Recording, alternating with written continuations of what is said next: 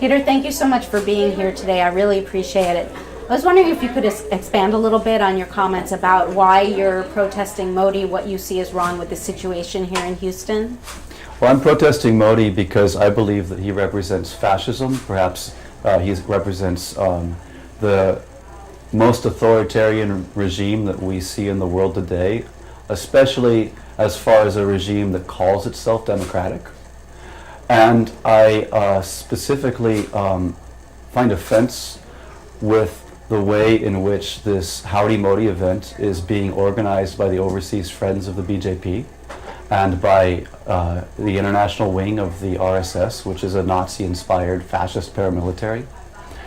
And the way in which they are attempting to whitewash Modi's image on US soil in order to distract attention from the atrocities of his regime in India. What do you think would be the best and worst outcome after this protest as far as what's going on in India? Well, the best outcome would be that Modi's government ends up in disarray within the next few months, and the Indian government has to go and hold general elections and reformulate a new government.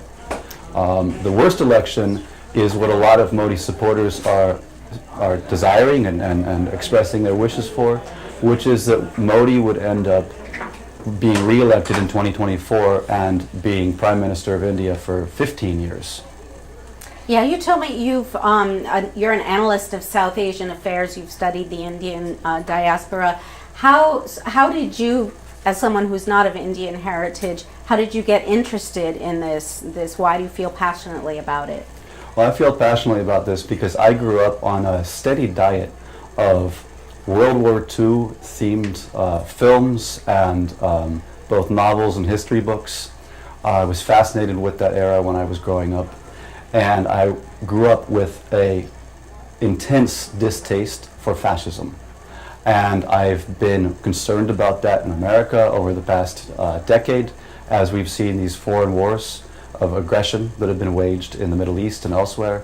But I've been particularly concerned with that vis-a-vis India over the past 4 to 5 years as Modi has come into power and back into power. Right. Well, thank you very much. Thank you for being here today. Thank you for the work that you're doing. I really appreciate it. Thank you.